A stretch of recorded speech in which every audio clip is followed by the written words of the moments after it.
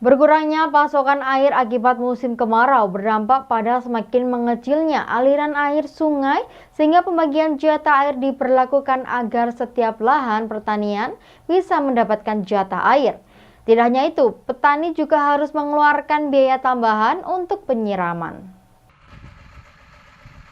Beginilah yang terlihat di lahan pertanian di kawasan Bulukerto, Bumiaji, Kota Batu pada puncak musim kemarau dan hujan yang sudah jarang turun, berdampak pada semakin turunnya volume dan debit air di aliran sungai maupun sumber mata air yang banyak dipergunakan untuk kebutuhan air minum dan lainnya.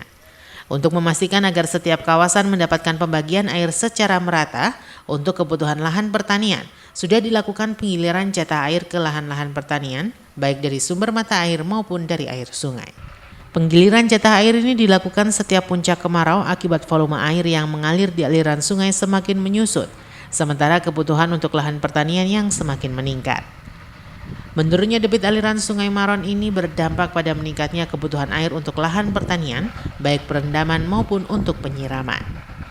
Yono, salah seorang petani setempat menjelaskan, cukup banyak lahan pertanian di kawasan Bulukerto, Bumiaji, Batu, khususnya lahan tanaman bunga yang memerlukan pasokan air agar tetap bisa produktif dan bisa dipanen.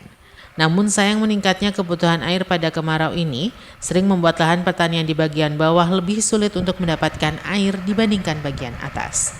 Di aliran Sungai Maron, air sudah mengecil dan debit air sungai sudah mulai menurun. Padahal air sungai ini masih sangat dibutuhkan untuk kebutuhan lahan pertanian, sehingga tidak jarang petani harus mengeluarkan biaya tambahan yang tidak sedikit untuk biaya penyiraman dengan menggunakan mesin penyedot air. Gimana ini untuk pengairan ini kemarau ini? Ya sangat kurang. Nah ini berarti bunga-bunganya gimana atau sayurannya nanti kalau? Ya gitulah. Nunggu air, kalau ada air, sekecil air apapun itu harus dimanfaatkan gitu. Iwan Hikmawan melaporkan. Dan sesaat lagi akan kami hadirkan laporan tentang terus merugi petani bongkar ratusan pohon apel. Tetaplah bersama kami dalam Info 7 Malang Raya.